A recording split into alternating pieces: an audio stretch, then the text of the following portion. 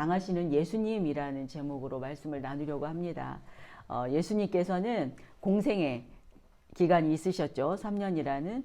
지금 그 공생의 기간 중에서 마지막 여정 가운데 있습니다. 십자가에 달리시기 위해서 예루살렘의 성에 입성하실 때부터 성전에서 가르치시고, 또 성전에서 유대 종교 지도자들과 3번의 논쟁이 있었고, 또 거기에서 마지막 설교를 하셨습니다. 그리고 제자들과 마지막 만찬을 하시고, 또 그 만찬 자리에서 성만찬을 제정하셨습니다.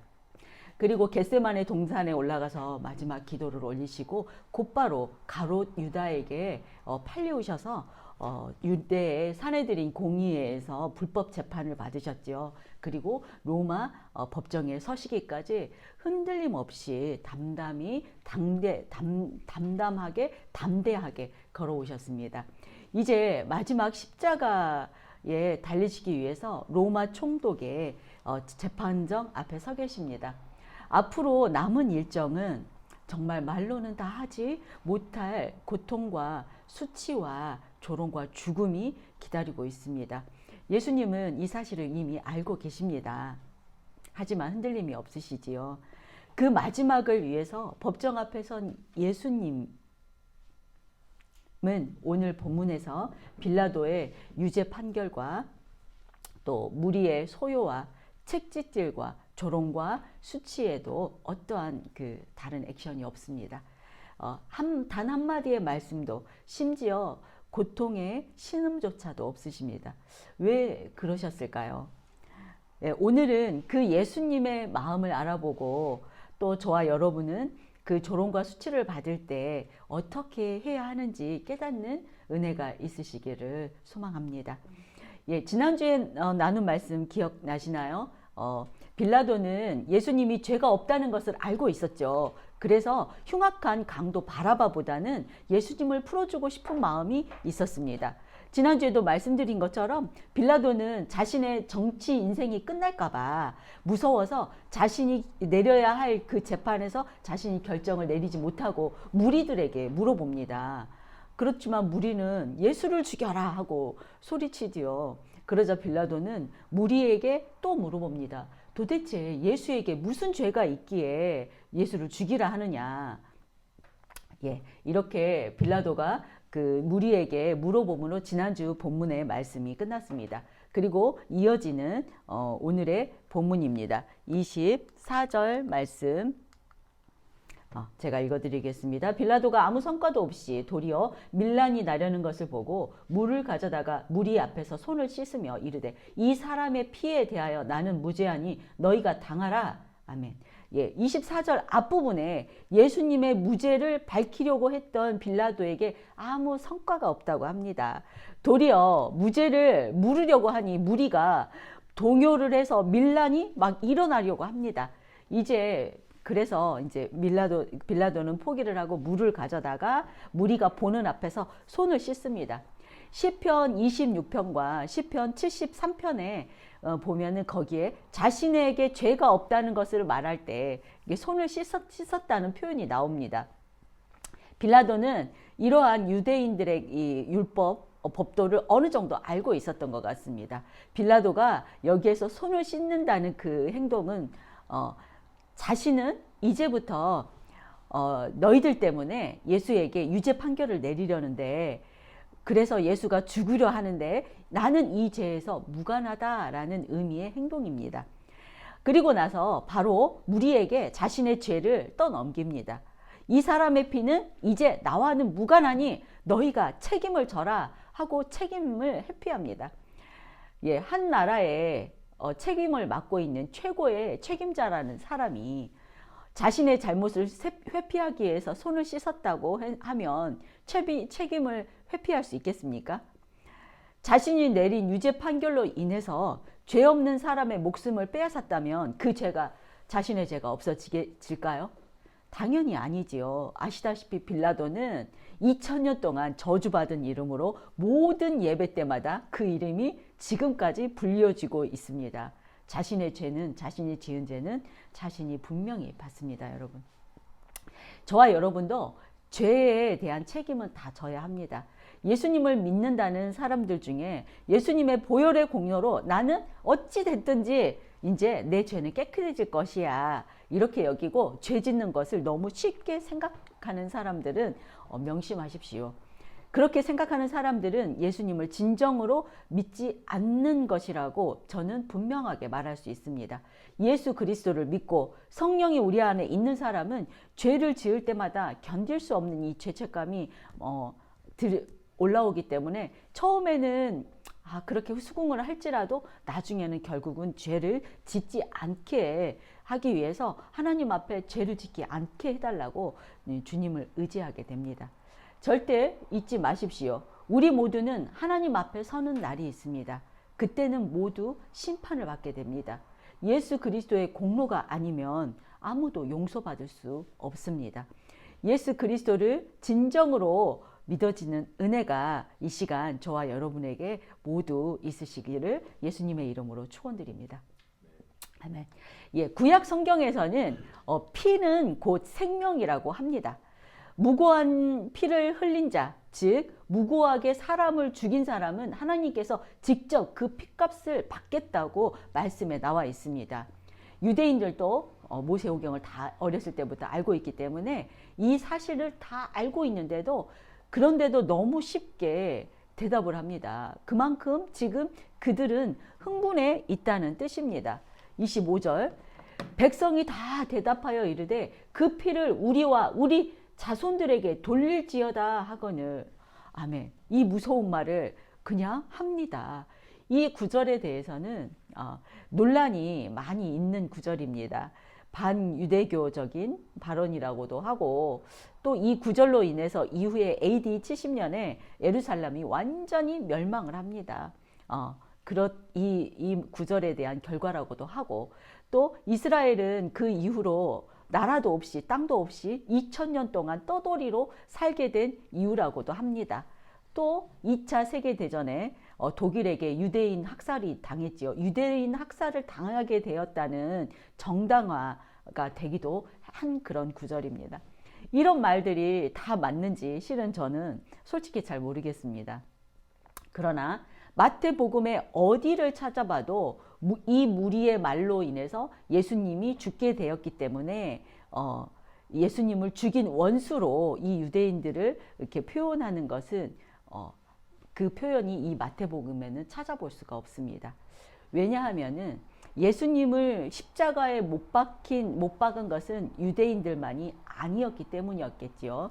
예수님을 죽게 만든 이들은 유대인 무리와 또 당시에 거기 있던 제자들도 마찬가지고 또 이방인들, 로마 군인들 또 저와 여러분 이 모든 사람이 연루되어 있기 때문입니다.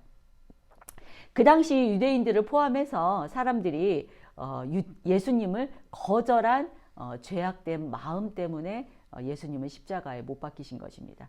분명한 것은 저와 여러분의 죄 때문에 예수님이 십자가에 못 박히셨다는 것입니다.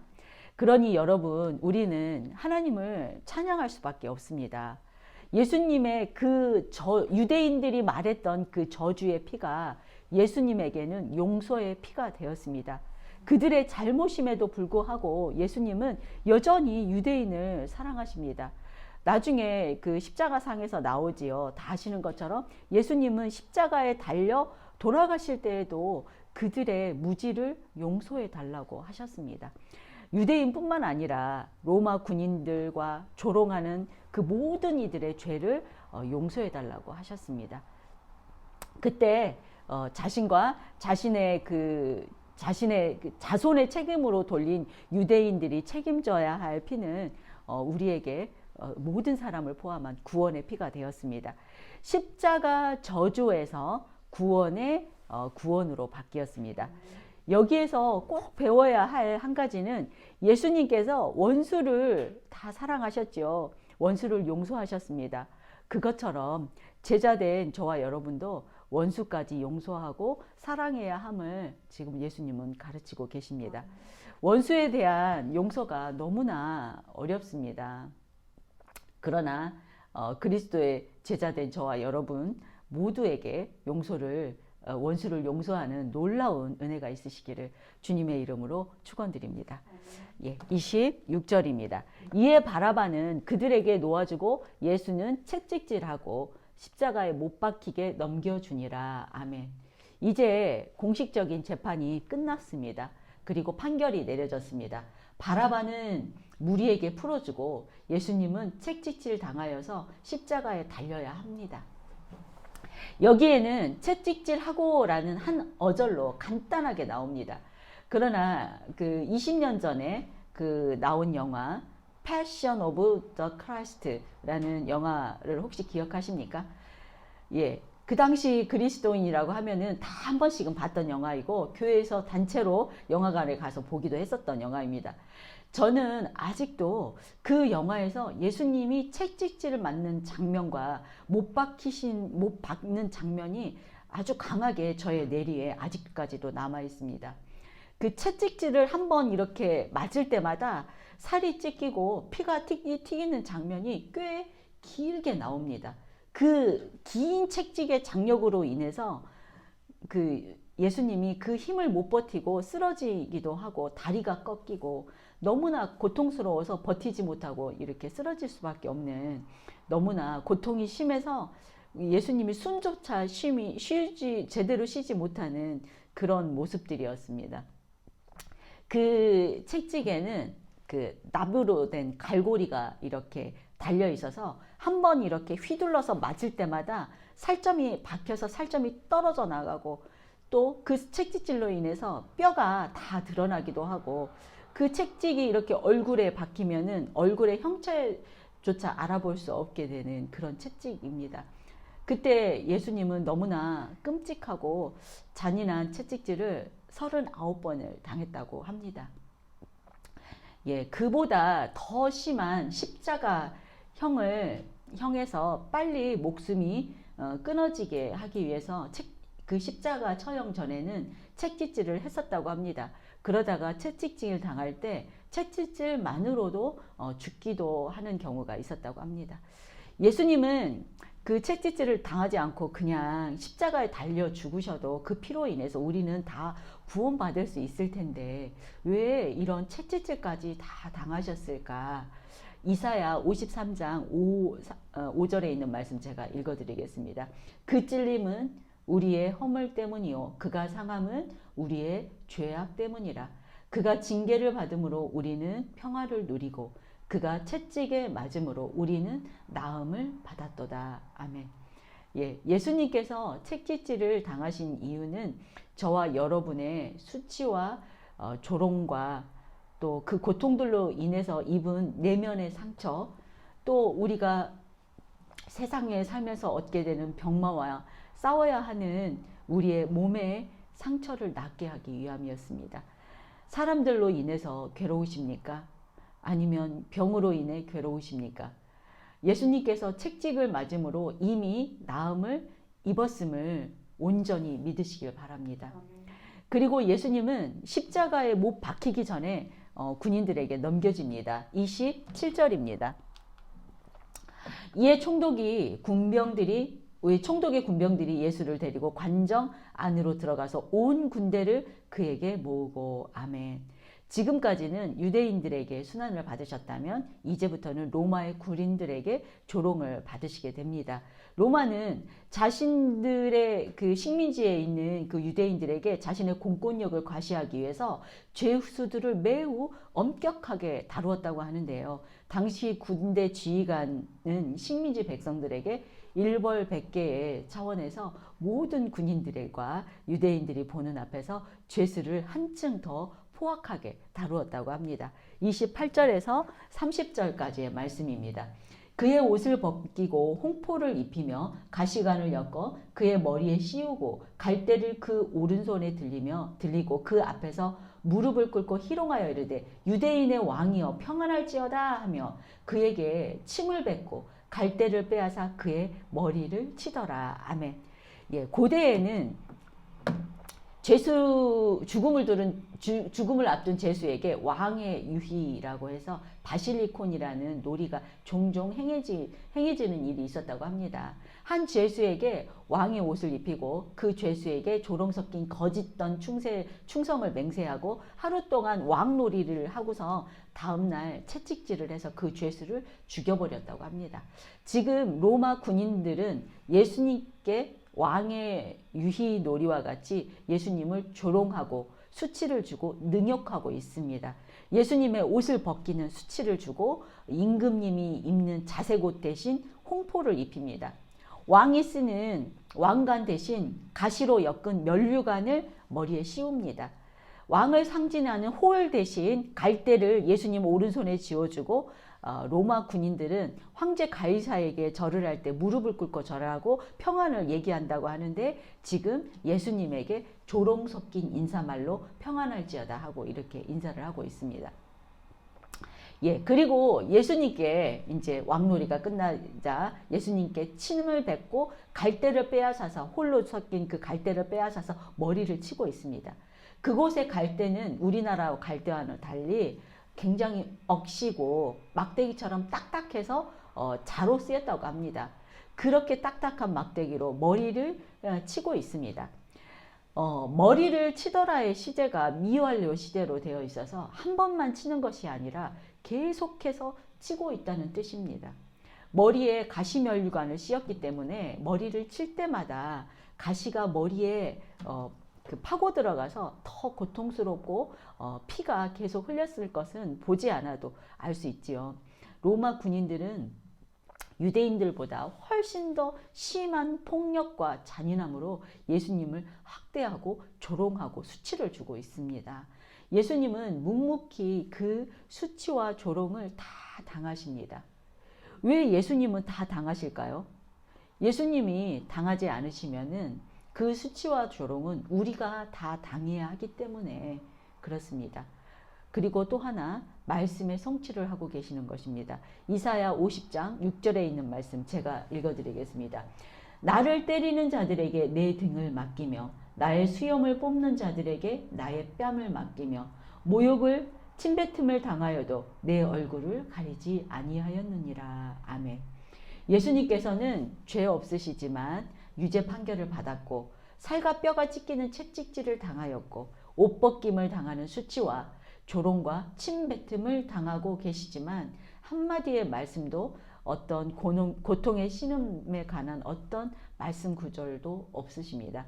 이것은 오롯이 홀로 그 고통의 침음 속에서 구약의 말씀을 성취하시기 위함입니다. 우리의 삶의 현장에서도 학교에서 또 직장에서 혹은 공동체 안에서 이런 대적자들에게 둘러싸일 때가 너무나 많이 있습니다. 흔히 왕따라고 하지요. 영화나 드라마에서 많이 보셨을 것입니다. 넷플릭스 드라마 글로리 굉장히 유행을 했었기 때문에 거기에서 왕따를 다루는 드라마가 남았습니다. 그 왕따를 당하는 것을 보면은 그 왕따를 넘어서 폭력과 수치와 조롱의 이야기였습니다.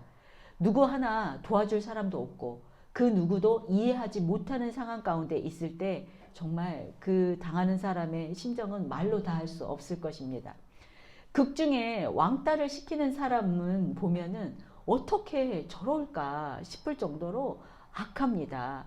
그 악함을 볼 때 아, 저 사람은 진짜 사람이 아니라 사탄의 앞잡이 아닌가 싶은 정도입니다.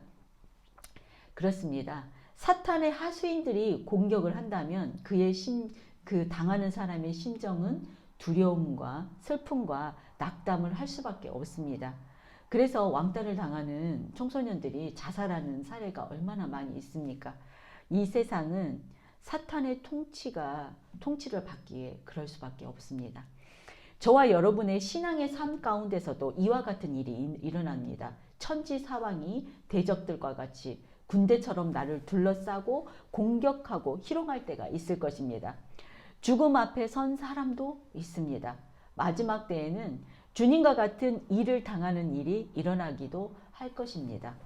약간의 형태는 다를지라도 예수님이 당하신 일이나 또 당하는 모양은 다를지라도 조롱과 수치를 당하게 되는 일은 우리 주변에 너무나 일어날 수 있고 너무나 많이 있고 언제든지 일어날 수 있습니다. 그럴 때 저와 여러분은 어떻게 그 조롱과 수치를 당하는 일들을 이겨내야 할까요? 예수님께서는 그 많은 조롱과 수치와 고통 속에서도 묵묵히 다 당하셨습니다. 왜 당하셨을까? 예수님께서는 그 일을 다 당하시지 않으시면은 우리가, 저와 여러분이 그 조롱과 수치를 우리가 감당해야 하기 때문입니다. 예수님은 그렇게 우리를 위해서 다 당하시고 인내하셨습니다. 예수님이 능력이 없어서 당하신 것이 아닙니다. 겟세마네 동산에서 잡히실 때에도 12의 천사 군단을 불러서 한 번에 싹 쓸어버릴 수도 있으시지만 그렇게 하지 않으신다고 하셨습니다. 예수님께서 아무리 아픈 고통일지라도 수치와 조롱일지라도 우리의 구원이 더 중요하기에 묵묵히 다 당하셨던 것입니다. 그렇다면 예수님의 제자된 우리가 당하는 고난과 조롱과 아픔도 우리의 구원을 위한 것임을 믿으시기 바랍니다. 그렇기에 저와 여러분은 이미 예수님으로 인하여 이겼습니다. 그 믿음만 있으면 됩니다. 우리의 힘으로 이겨내고 인내하고 이겨내는 것이 아니라 예수님이 이미 다 당하시고 승리하셨기에 우리는 그 사실을 믿기만 하면 우리는 이미 승리한 것입니다. 이것이 바로 우리가 이기는 방법입니다. 그렇기에 예수님은 당신이 당하실 조롱과 수치와 고통을 다 당하시고 십자가에 못 박히시기 위해 끌려가십니다. 31절입니다.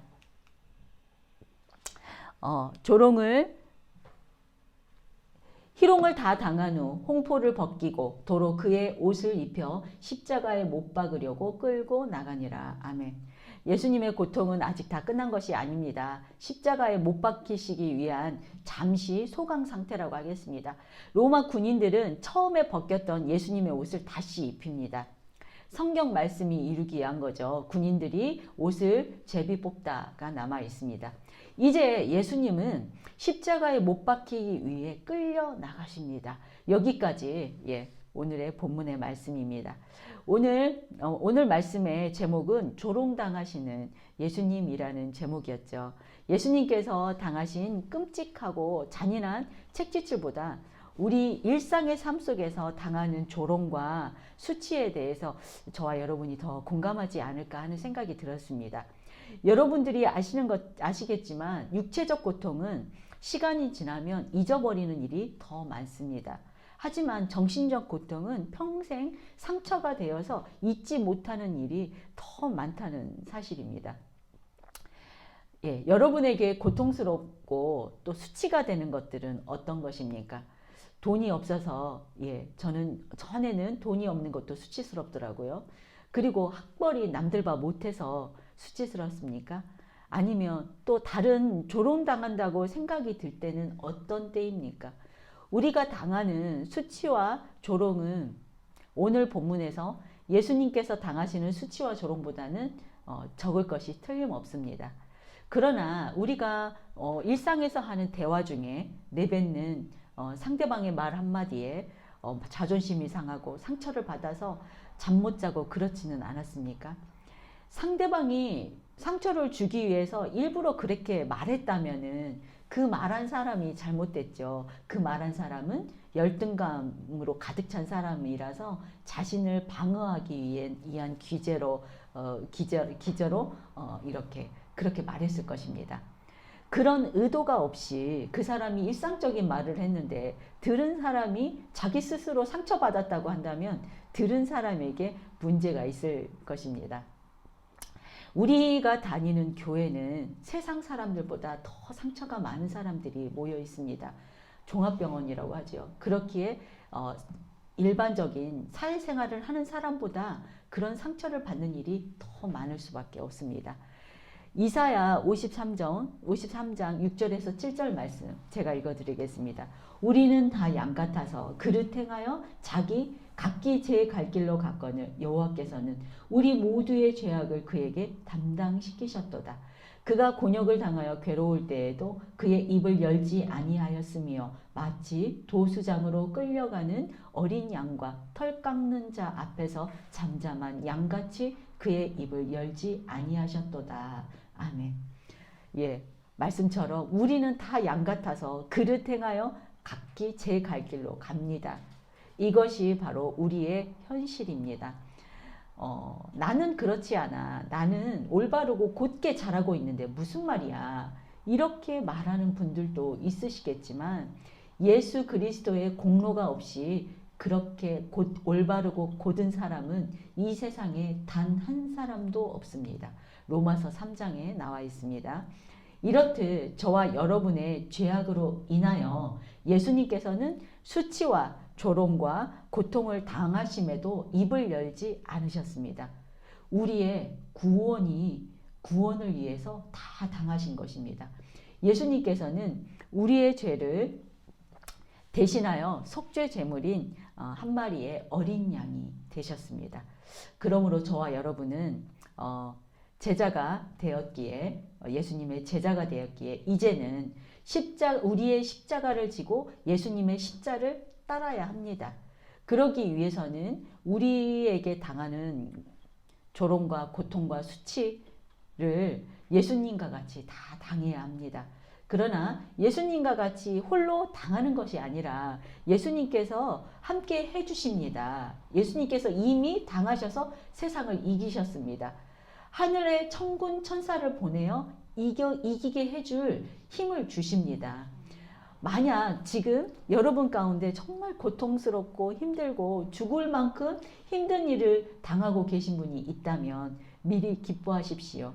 예수님을 만날 만한 최저로의 찬스입니다. 더 하나님께 매달리고 의지함으로 더 깊이 예수님의 사랑을 체휼하시기를 주님의 이름으로 축원드립니다.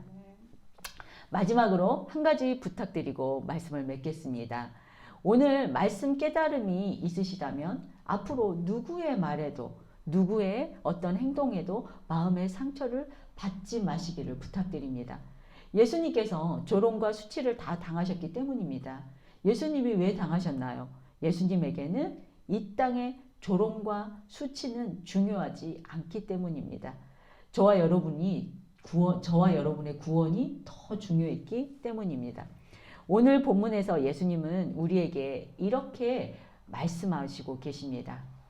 이 세상에서의 명예와 권력과 부요는 그렇게 중요하지 않단다.